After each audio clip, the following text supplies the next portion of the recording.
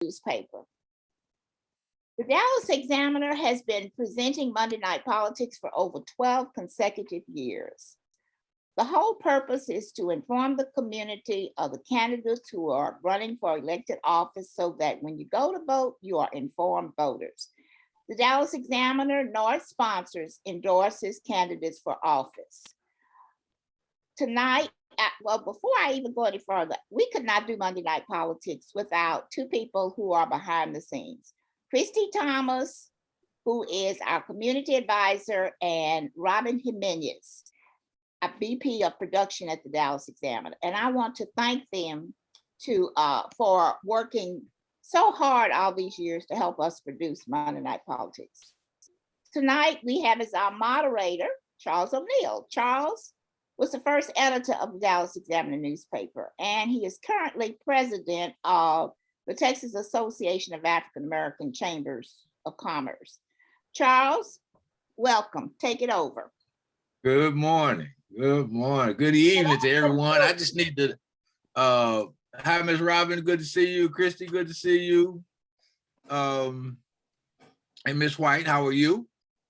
I'm doing well. Thank you for asking. How about yourself? Oh, very good. Very good. Tonight's version of Monday Night Politics is probably the most important of all of the candidates races we had, because this affects the future of our children, our community.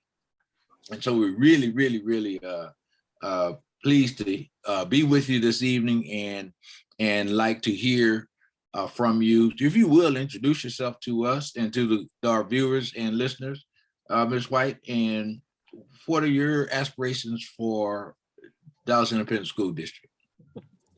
Once again, my name is Camille White, and I am running for DISD School Board Trustee District 4. My aspirations for my community is to make sure that communication is going from my position of trustee to the community, to make sure that their concerns are heard. And also, another thing that I am definitely looking at is the fact that I don't feel that the past trustees have advocated for our district as they should have. I just know that we just haven't been taken care of the way others have taken care of their district. So that's another reason why I'm running. Well, there's many, but I'm just basically mentioning the three top. The other reason that I am running is to make sure that our teachers get their needs met, as well as our students. You mentioned something that's very key, very, very key, that perhaps the incumbent has not, or those incumbents have not advocated as to your specifications or in the interest of our community. Yes. Tell us how you might change that. Well, one of the things that I'm going to do definitely, the district covers Box Springs, Seagoville, and parts of Pleasant Grove. One thing that I'm definitely going to do is have community meetings, not just on this end of town, but I'm going to go to those communities and have meetings there as well, so that it can be convenient for those who don't want to travel, or they're coming from work, so that they can make a meeting and find out what's going on in their kids' school and let me know their concerns. That's really important to me, to make sure that that is heard. I also want to make sure that some things that happened in the past doesn't happen to our community. We seem to be the last to get everything on, just name it, city council, what have you. We're the last to get it. So I just want to make sure that I'm at the table advocating for my community to make sure that they get their needs met. And I understand that I'm not the only person on the board, that I would have to also be able to get along with others on the board to get what I want for my community. Politics is a give and take, and I definitely am a people person, and I feel I get along well with others. So that's something that I definitely am bringing to the table. I'm not new to what's going on in Dallas ISD. There's a effort to get rid of the ISDs, not just here in Dallas, but across the state. And I am pro ISD. My kids graduated from Dallas ISD, and it's a great school. It wasn't being promoted. And when I went to, because I was on the City of Dallas Library Board, And I just noticed when I was even there at the city of Dallas, I noticed these charter schools pamphlets were there. And so I went to and I just didn't notice them at the library downtown. They were in other branches as well. So when I went to the school board and I voiced my concern, it just wasn't fair. Where is our marketing? Where's our products talking about our great schools? Dallas has a lot of great schools. So when I mentioned it, now we have TV ads and there's mailers coming to the home. So I think that's a positive thing that's happened. Okay, but you said something early in your answer that really got my ears to perk up, because you kind of, I won't say brush past it, but you just mentioned briefly how critical parental involvement is. Yes, sir. How will you improve that part of it? Because understand, I mean, people do entrust their trustees, that's why they call them trustees, with making sure their interests are met at the board. But you gotta have parents involved. The parent is the first teacher. Yes.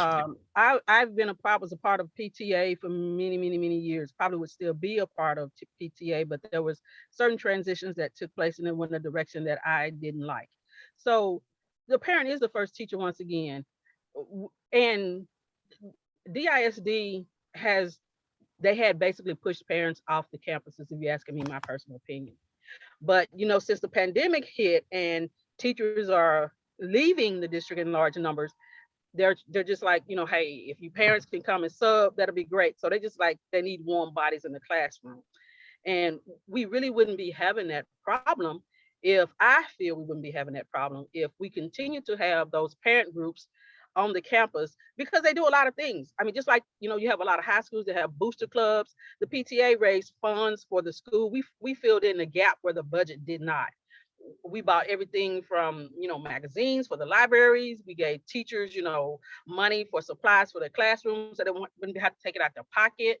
We do a lot of great things. We did parent training with PTA. There was so much that we were able to do with PTA, and parents also benefited because they learned. I ran into one of my colleagues that served at my kid's school with me, and she started laughing. She said, "How you doing?" I said, "I'm good." She said, "My skills from PTA is what got me this job." She was working for out in Fair Park. So it's a win-win for the parents, the kids, the campus.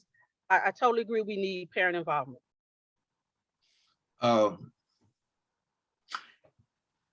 Clearly, unfortunately, that's an ongoing problem, and one I would say that the district has struggled with making parents feel welcome at the schools, and now we've got all kinds of almost highly charged political stuff that keeps people out of this classroom, but the really weird part about this is that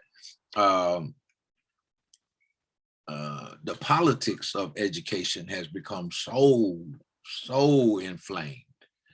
I spent a good bit of time interfacing with the legislature, and just recently, our current governor has started something he's called the Parents' Bill of Rights. I don't know. I don't know what the real intent is, but we've always had the right to participate in our children's education, and somehow or other it's been twisted to mean something entirely different. Nonetheless, how I want to bore down on that just a little bit. How can we get parents to understand what the responsibility is to their child's education, not just dropping them off in the morning, not just picking them up or making sure they're at after school? I mentioned that a while back because I was looking at the model that St. Philip's has, and in South Dallas on Pennsylvania Avenue. Mm-hmm. So I was looking at the fact that they make their parents participate. They signed a contract. We had a contract that we would have parents to sign off with PTA. It didn't have any teeth in it, but it was a parent compact with the school and the parent to say, hey, I am dedicated to, come up here and spend XYZ amount of time with my child, make sure I make parent conferences, things like that. So that's something that I would, look at resurrecting. I understand it doesn't have any, it's not policy. It can't be impressed upon them, but that is definitely something that I would look at doing to make the parent know, hey, you heard Hillary Clinton say this all the time. I know she didn't coin it, but this phrase, but it does take a village to raise a child. When we all get involved and we, help with the child's upbringing, it's better. An educated society is a great society because we don't have people breaking in homes. We don't have a lot of things that we have right now. So that is what I definitely will propose for that. Well, running for a school board trustee is clearly, as we stated at the opening, it's critical. It's probably among the most important political races that we will see. It's local, it's close to us, and it affects our future, right? Right. And it's easy on the campaign trail or in forums like this to talk about how you might improve curriculum or the delivery of the educational product or the academic product. But trustees have such a much bigger job than that. And the DISD particularly is among the biggest school districts in the country. Huge budget, huge employee base, huge, just logistical nightmare, feeding students, building campuses, the whole thing. How are you prepared, should you be elected, to hit the ground running on understanding this multi-billion-dollar industry and the myriad challenges you might face in teacher shortages, disgruntled principals, so the whole thing. So tell us how you're prepared for that and some of the things that you'd like to see on the administrative side. On the administrative side, many years ago, when Carol Keaton Strahan was our comptroller of Texas, she did an audit of the ISD and told them that we were top heavy at the administration level. And I believe in the teachers being paid accordingly, because if a lot of times, the district would always say, we're giving teachers raises, but at the same time, when you increase my insurance premiums, you really just taking my raise away. It's just that simple.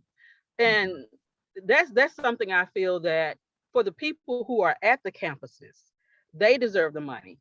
The people, we don't need an assistant for an assistant, an executive assistant. We don't need all of those people in order to run this district. We need to make sure that our campuses have everything that they need in order to operate efficiently and do what they're supposed to do.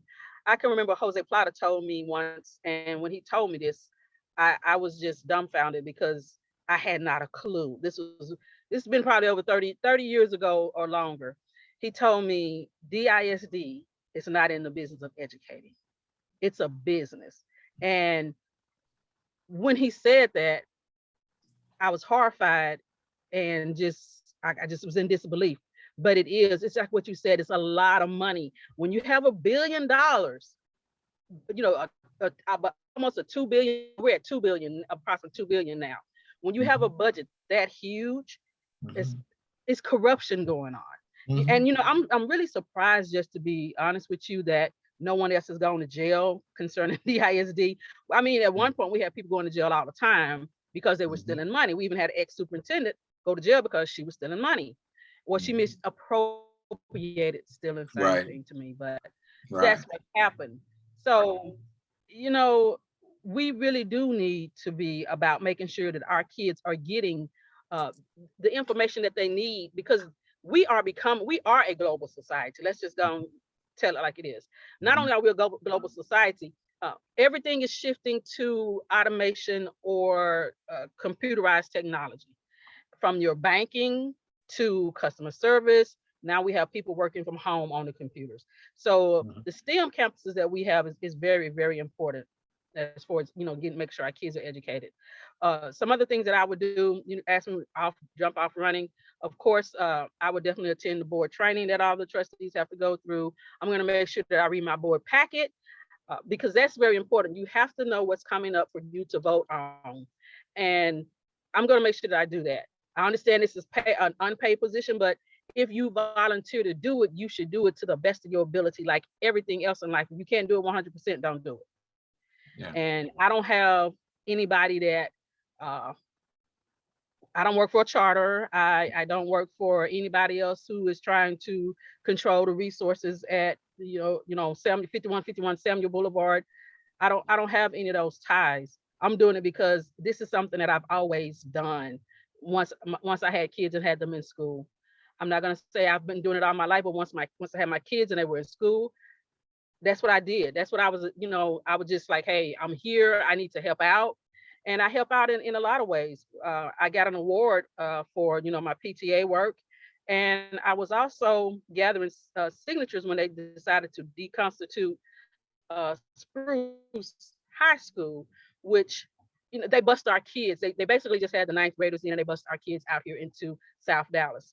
And we didn't win the case, but well, it was like I just didn't want them to do it and no one say anything about it. We didn't think it was right and it wasn't right. So, I was working with the attorneys that were along taking care of that by, assisting them in getting signatures and bringing it to the community's attention.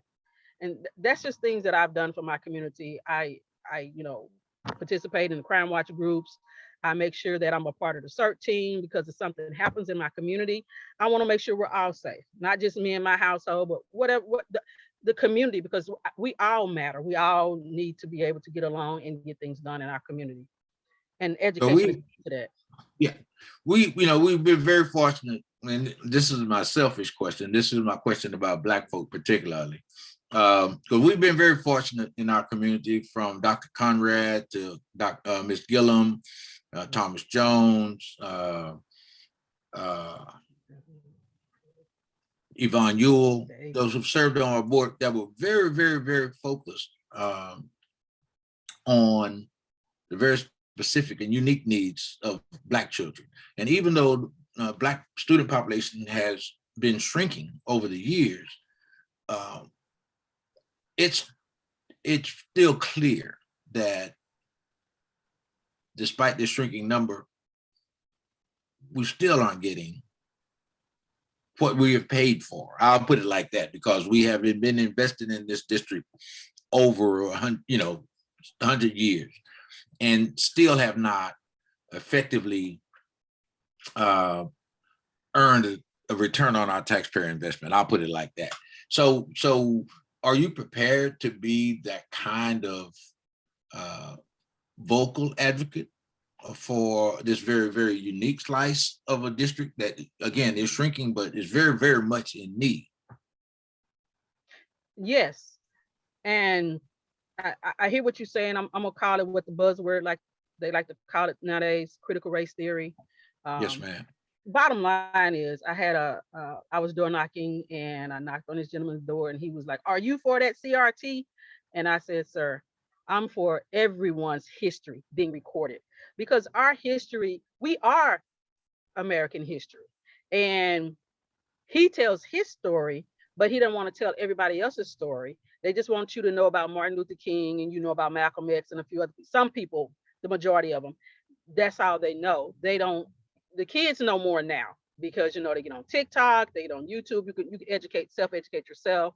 Even the parents, we know more about people and places, the Punch Bowl, and where the people were just, they were flooded, their town was flooded. Black Wall Street, not only in Oklahoma, but there was also a situation in Florida that, where Black folks were being slaughtered. And for people to really know the history, like I tell people all the time, I've studied too much history. Mm-hmm. And it bothers me when people don't even know their own history, because I call the Mexicans here my cousins because we're related. We have so much in common. I tell them all the time, it's like, Black people eat everything on the pig from the rooter to the tutor. They do the same thing. Their kids are listening to rap music. We are the same thing. So why are we making distinctions? But they don't realize that a lot of them don't realize that they were discriminated against as well. There were signs in Texas that said no dogs, no N-word, no Mexicans Mhm. That's in right. Texas. So That's and right. that's in our history, you know. And for a black man to be hung from the courthouse is still standing today. A lot of people understand, you know, but you can't desensitize something when we know there's postcards with you having black people hanging where you burnt them. Yeah, why wouldn't it's history. If I were Jewish and I wanted to like they do continue to tell their history from generation to generation, what's wrong with everybody else doing it? And they shared their experience with the Holocaust. What's wrong with us talking about the passage where millions and millions of slaves were killed because they didn't want to be enslaved? Mhm. So I hope I answered your question on that. But yes. Yes, and I'll circle back on that because I find it very interesting. The entire conversation around what they have termed inaccurately critical race theory as applied to public education. But tell me more about should you be elected, those things that would distinguish you from the incumbent. Well, number one, um, I won't have anyone feeding me information telling me what to and what not to vote for. I'm independent. Uh, and you know, I'm not running because I want to be the first African American or black, what have you, elected to this District 4 seat. I'm running because I know that I'm looking at what is happening. I'm looking at the schools, not just in my part of town in Pleasant Grove. I was looking at the schools in Seagoville. Yes, they need work, and also, you know, it's expanding down there. But the most important thing that I feel that I will be able to do, because I'm going to be reading, I'm not just going to be sending things, you know, just voting for things because it's presented to me by, uh, you know, the staff members who put together the packets for us, the board packets. You have to ask questions because sometimes, well, not sometimes, a lot of times, they're serving the interests of others. You know, they want to give their friends the contracts. They want to make a millionaire out of this person, that person. They want to control the resources of the district. I want anybody to be able to come, whether you're a minority-owned business or whether you're whatever the case may be. And we do need more minority-owned vendors. Don't get me wrong, because when you start looking at numbers, just like you was mentioning the numbers about the students, the African American students, the newspaper guy, he was trying to get me to tell him, you know, about critical race theory and how hard I would fight for it. He wanted me to say, "You're going to fight so hard for Black people. What are you going to do for the rest of us?" But what I told him, because he mentioned, you know, well, the Hispanic numbers are growing and they're this, they're that. And I just told him, you know, because DISD is rich in data. You could just go on their website and find whatever you want. If you can't find it, you can also make open records requests. So I told him, you know, because I know that African American males are at the bottom when it comes to, you know, educational attainment at DISD. And I'm sure he knows that. So when he was telling me that, well, you know, what basically trying to see if I was going to say what he wanted me to say and fall into a trap, you know, I just told him, look at the data. What does the data say? Because you're a reporter, I'm quite sure you should have done your homework if you didn't.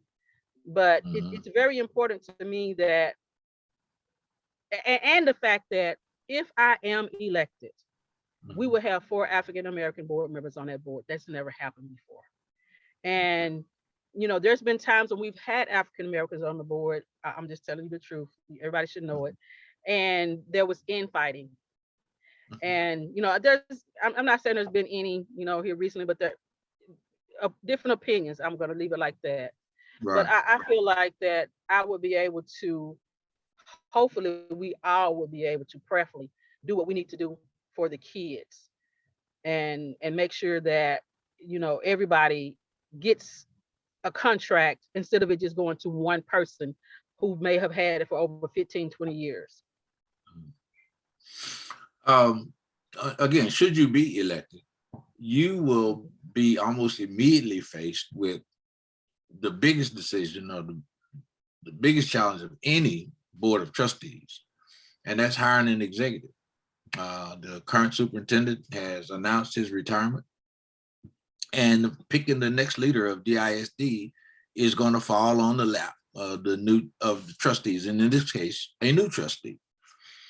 What are the characteristics, or what do you envision this new leader for the district being, and what qualities would they have? Well, you want somebody that's charismatic, that, I'm not saying we're going to get a charismatic person like Barack Obama who can get along with everybody and, smooth things over. People don't have to like you, but they have to respect you. That's one of the things that I'm looking for. I'm looking for someone who is going to be caring about our teachers, really truly concerned about our teachers. Because if you have great teachers and let them do their job, your numbers will increase when it comes to test scores, the star, and what have you.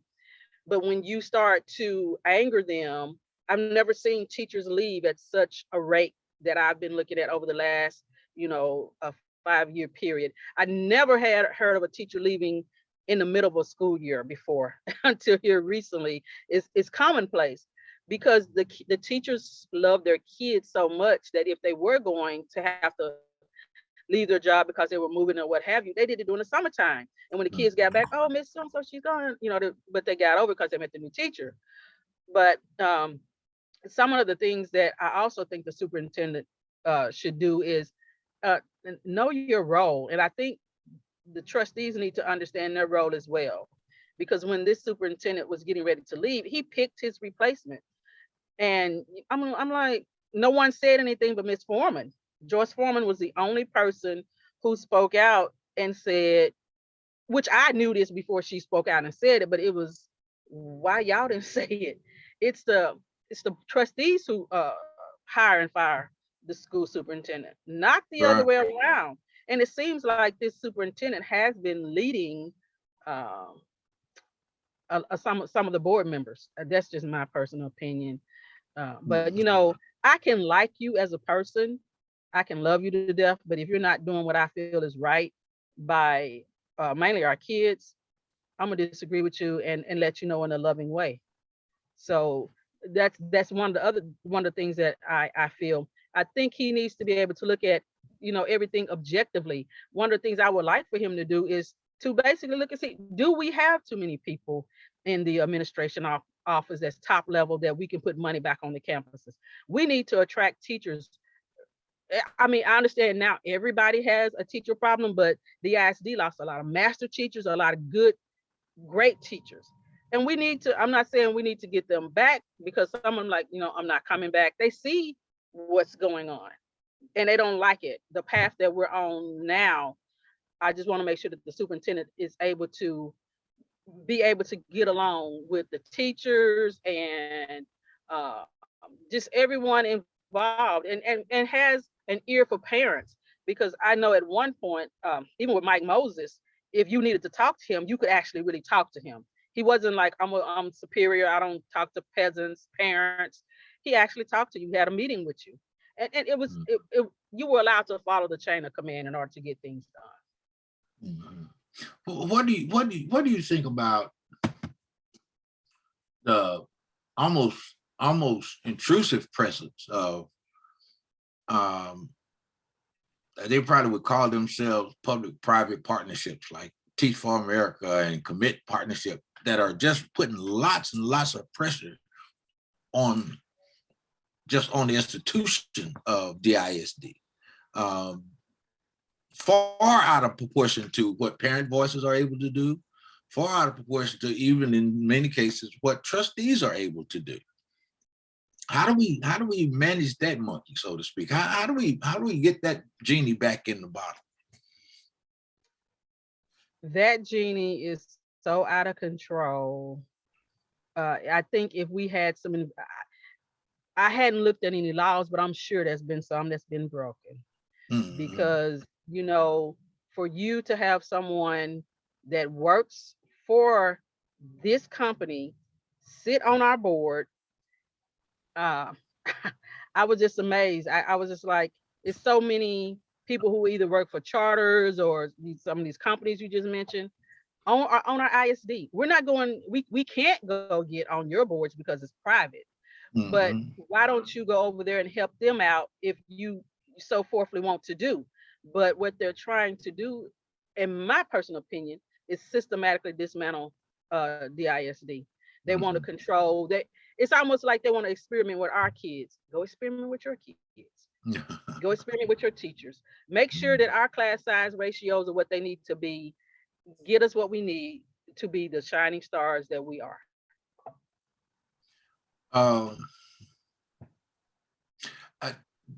Just kind of, I guess it's kind of almost an extension of that question, because in the last Dallas mayor's race, there was even talk about how they might work closer together, and essentially was to figure out how the mayor of Dallas could run the school district. Yes. Do you think that's gone away? Do you think it'll surface again, or? Oh, truly, they're gonna throw a lot of money behind him to get him elected. But I, quite frankly, will be. I am a precinct chair. I do encourage people to vote. I vote. I believe in voting. I'm definitely going to encourage people to look and see the whole picture about who Hosa is. He's not just, retiring because he wants to retire. He's retiring because he's going to run for mayor of the city of Dallas. And I'm just saying no to Michael Hinojosa because I understand what's going on. And the city council has to approve SUPs for these charter schools to come in. So if some people, if you throw them enough money, they'll do anything. They'll sell their soul. They'll throw the mother from the train.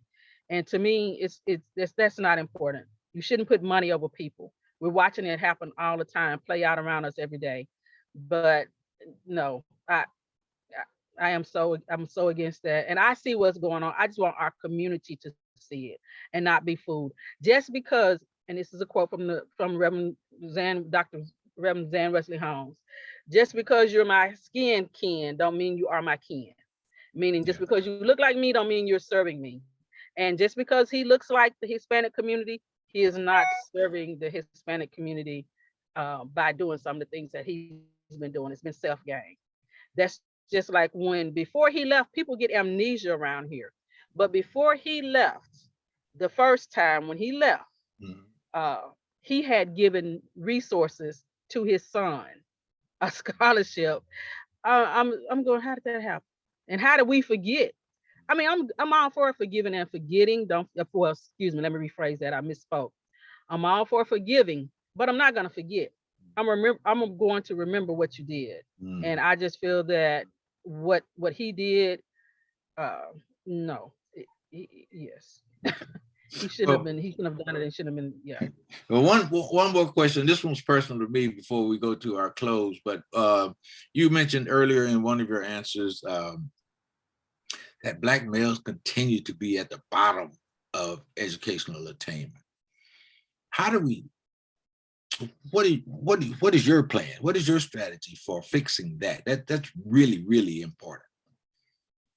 Well, I'm not a Black man, of course, but it's hard for African-American males. People, and I'm not just saying this, it's true. You get stopped for driving while Black faster if you're African-American male. Certain places you go in, they act like it's still, and remind you, this, I know it sounds like I'm talking about something 20 years ago, but this is still happening in 2022. Police knocking on the wrong door and people coming up dead. It's just not right. I think what we need to do as a school district is basically show African-American males some love. And by love, what I mean is encourage them. If they need any special services, have them evaluated, have them get it.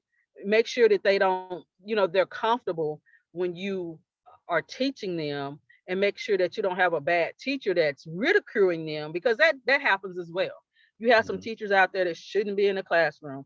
You have we have a lot of people in a lot of places that shouldn't be where they are. But that is definitely one of the things that I would do. Just like they're throwing resources at at other groups within the district, they need to set aside funding for that as well. And classroom size makes a difference. If you have, mainly with pre-K, if you have a ratio of 24-1 and you don't have a teacher's assistant, that's not good.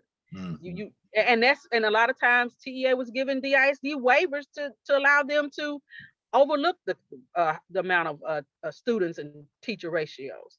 So like I said, I just been seeing a lot of things for a long time, and TEA hasn't been the same since the person who was on our board went down to, to Austin. I can say his name. You might I'm not just say. Right. yes, thank you, Yeah. thank you. That continues to be a problem, and one that our legislators have to deal with. And that's again, we get a chance to talk again after this election or after your election. We will have to have conversations around the interaction between our board, board of trustees, and the state legislature, because it's critical on funding issues and every other thing. Now they're all digging around in curriculum development. So we really we're very thrilled. Ms. White, if you will give us her closing statement, and include in that your appeal to folk to get out to vote and win, and we'll wrap up this session of Monday Night Politics. Okay. Well, first of all, and I also want to thank Ms. Belt, and thank all of you for allowing me to come on today. I greatly appreciate it. I attend Monday Night Politics all the time. It helps me make my decision with candidates. I am Camille White. I am running for the ISD School Board Trustee District 4. I will make sure that parents are included in the conversation. I will have those community meetings. I don't just say it because I heard someone say it. I've been saying it all along, and people have piggybacked on what I have said, but they haven't followed through. I'm definitely concerned about what's happening with our teachers and with our students. I want to make sure, because we're still in this time of COVID, it hasn't gone away. I want to make sure our students are safe and our teachers are safe, and if they feel comfortable in the building, if they definitely have to be in the building teaching, if they have to go back online, I want to make sure that they have what they need in order to keep the students up to grade level. Because I'm sure that due to the fact that they were Zooming the school sessions, that some of the students may have, lost some of their learning that they need to go back and revisit also. Something else that is very, very important to me is that we get our share of the bond money to get our buildings that we need, because there is a lot of growth in this. Where we are, we have open land out here. So of course, that's where the developers are coming and building, and we need schools for that. I was talking to some parents in the Kleberg Raleigh area today, and one of them was like, "Oh yes, they're getting ready to put a major structure, a charter school in Box Springs." And I was just, yeah, it's awful that a lot of this is happening instead of them reaching out to the public schools, because your child can have disciplinary problems. DISD can't put them out. But I am running once again to make sure that our entire district is serviced, and that we get a piece of the pie on this end of town. I'm running because I'm concerned. I've always been concerned. I care. That is why I am running. And I would definitely appreciate your vote and your support. Call your neighbors, call your friends. I've been out walking, calling, and I just wanted to make sure that we get it right this time, because there's no other outsiders in the race this time. The mayor is not getting in, and the senator and the city council members, they've all gone away. It's just two people in this race. And I definitely am number one on the ballot. My name is Camille White, and I would definitely appreciate your vote. I'm asking for your vote. And election day is? Early voting started today through May 3rd. Election day is the 7th. We're going out voting twice this month. We're going to need you to come back out. The March primaries runoff is the 16th through the 20th. Election day is the 24th. For that, we have propositions on this May 7th. It's a statewide proposition. So please come out and vote for it. And it just so happens to say only elementary and secondary education are supposed to be saving us money. That's what our government is telling us. So those propositions. Oh, very good. So Ms. Camille White, the challenger for place 4 in the DISD Board of Trustees. Thank you so much for joining us tonight. Monday Night Politics was a great program tonight. I'm going to turn it back to Ms. Christy Thomas, our co-host. See if I don't know if there are other questions that we might have from our viewers, but thank you, Ms. White. My pleasure speaking with you this evening. And back to Ms. Thomas. Thank you so much. We just want to remind you that Monday Night Politics will return in November. So make sure you're ready. We'll have candidate forums, and we're looking forward to all the new candidates that are coming forward. Thank you so much, Ms. White, for your time this evening, and good luck on your race. Thank you so much. Okay, Appreciate that. good night. Good night.